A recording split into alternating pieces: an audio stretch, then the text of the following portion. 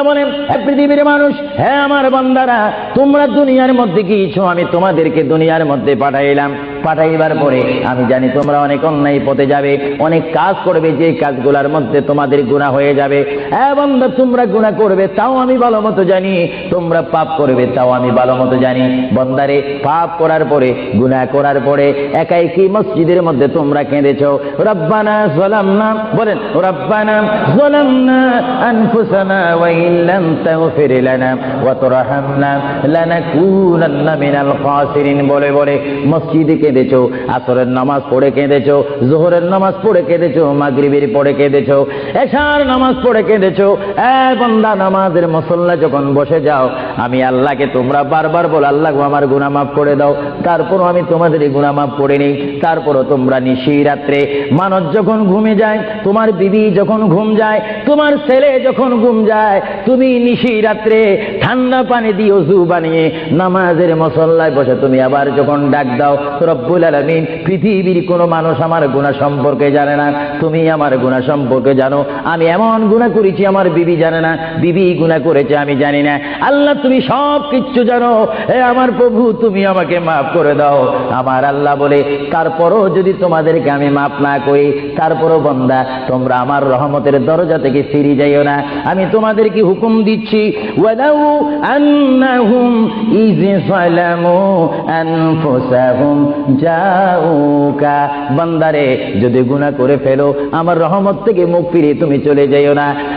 বান্দা, আকাশ পরিমাণ যদি গুনাহ করো, পাতাল পরিমাণ যদি গুনাহ করো, সাগরের পানি পরিমাণ যদি গুনাহ করো, পাহাড় তুলনায় যদি তুমি গুনাহ করো, আমার দরবার থেকে তুমি নিরাশ হইও না। বান্দা, আমি তোমাকে একটি রাস্তা পাঠাই দিচ্ছি, একটি পথ তোমাকে আমি দেখাই দিচ্ছি। সেই পথটি কোন পথ তোমরা জানো?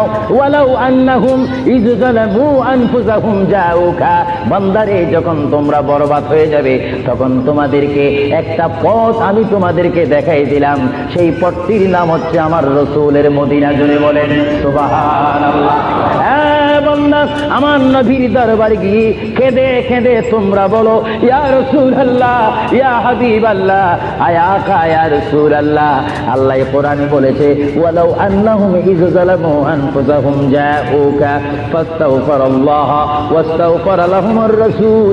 আল্লাহ বলেছে, হে বান্দা, তোমরা ডানে না গিয়ে, বামে না গিয়ে, পিছে না গিয়ে, তোমরা সরাসরি আমার নবীর কদমে চলে যাও। আমার নবীর কদমে গিয়ে আমি আল্লাহর দরবারে তোমরা তওবা করো। তওবা করতে করতে তোমাদের চোখের পানি যখন বাইর হয়ে যাবে, আর ওই মুহূর্তে যদি আমার বন্ধু যদি তোমাদের জন্য আমার দরবারে সুপারিশ করে, আমি আল্লাহ তোমাদেরকে ওয়াদা দিয়ে দিলাম, গ্যারান্টি দিয়ে দিলাম, আমার রাসূল যদি তোমাদের জন্য আমার দরবারে সুপারিশ করে, সঙ্গে সঙ্গে বান্দা, তোমার অতীতের জীবনের কবিরা সগীরা গুনাহ মাফ করে দেব। জোরে বলেন সুবহানাল্লাহ। আরো জোরে বলেন। আমার আপনার গুনাহ মাফ করার জন্য রাসূলুল্লাহর দরবারে যাওয়ার দরকার আছে কিনা? চিৎকার জীবনে আছে কিনা? এটা কোরআনের অপব্যাখ্যা নয়, কোরআন শরীফের আয়াত। ওয়ালাউ আন্নাহুম ইয যালামু আনফুসাহুম জাউকা, যারা তাফসীর পড়েছেন, তাফসীর জালালাইন পড়েছেন,